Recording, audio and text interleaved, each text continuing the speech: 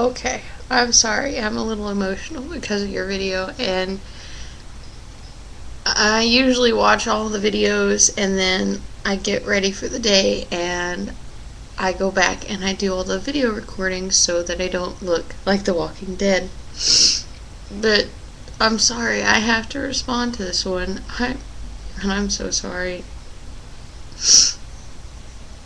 My husband just found out, recently that he was going to Iraq, so I get a little emotional about things. I'm so sorry, sweetheart.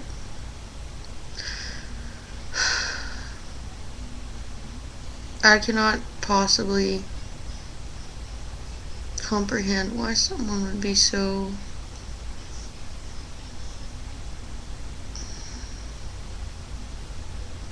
misunderstanding.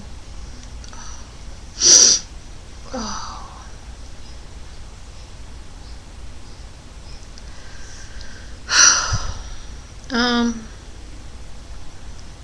I thought long and hard. I sat here for a little bit after I watched your video, and I thought long and hard about what you should do.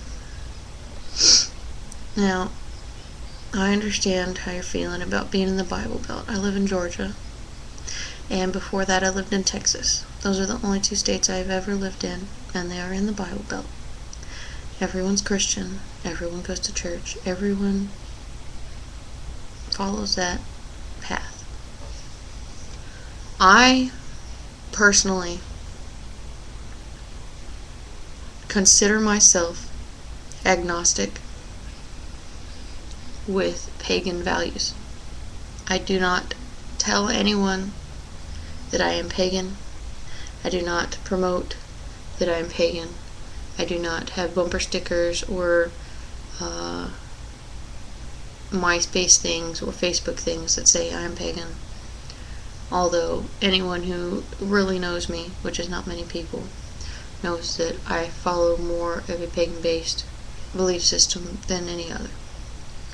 But for this video purposes, I have let you know that I am an agnostic with a pagan-based belief system, which means I believe that there is something else out there, but I have not devoted myself to one path, but I have more of a pagan-based path.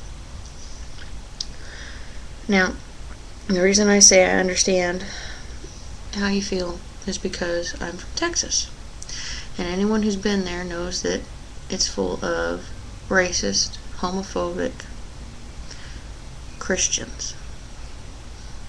Which, I am sad to say, I am not a homophobe, but because of the way I was brought up in the place I was brought up in, I was brought up to believe that it was wrong, and I have learned over the many years to accept it and be open to it, but I still do not agree with it. And I was also brought up on the fact that if you did not believe in God, that you were going to burn in hell. Now, being around so many logical people and seeing so many things happen to myself and my family, and understanding that in life, if you don't work towards things, some man's not going to come down, and help you. But I understand the Bible Belt thing, and being in Louisiana, I can understand it a lot. Now, I have to say, and I know it'll probably make you more upset, but I have never in my life heard of a mother being so cruel. But my version of cruel and someone else's version of cruel may be something different. When I told my parents that I was studying Wicca and paganism and other religions, immediately I got a phone call. I texted my dad and was telling him about it, and immediately I got a phone call, and their reaction was slightly less than yours, mother's. My mother really didn't care. My dad, and when I say really didn't care, I mean she didn't agree with it, but she didn't put up a fight. And this was just for me telling them that I was reading about it and studying it, not practicing. And my dad and myself and my son all have Native American heritage. And so my dad is very cautious about the ways of magic and the ways of life. Now, he not so much disagrees with how I choose to live my life or how I choose to practice my life.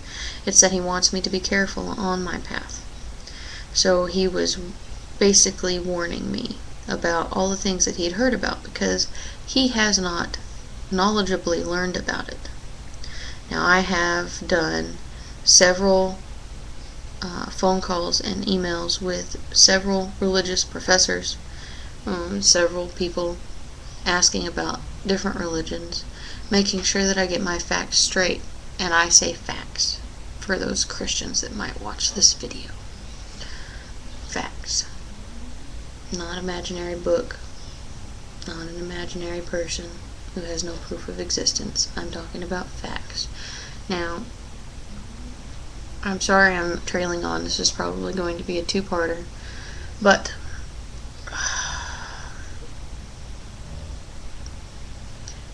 I've learned very many times throughout my life that no matter what you do, there is always going to be someone who wants to bring you down. There's always going to be someone who disagrees with what you do or how you act or what you believe in. And there are always going to be people that make fun of you, that treat you like crap, and even those that beat the shit out of you. I've never ran into this with religion because I am not a religious person.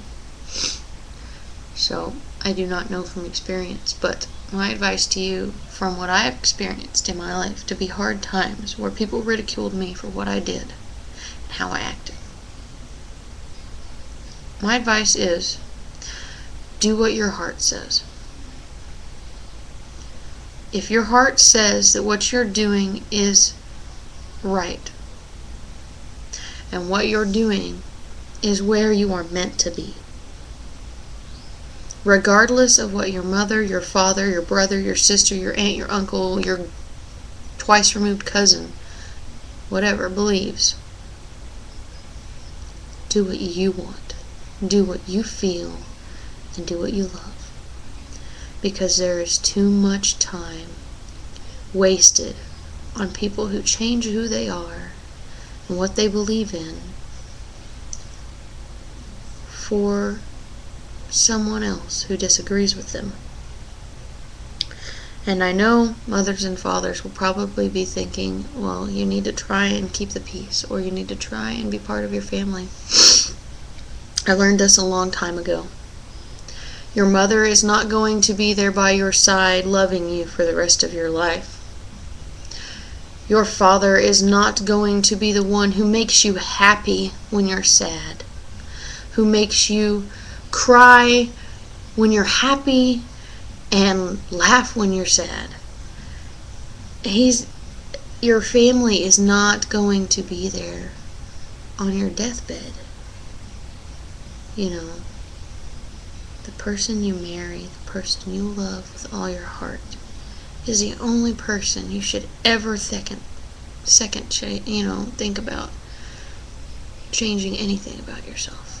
And even then, if they truly are your one true love, and they love you with all they have, they will not expect you to change.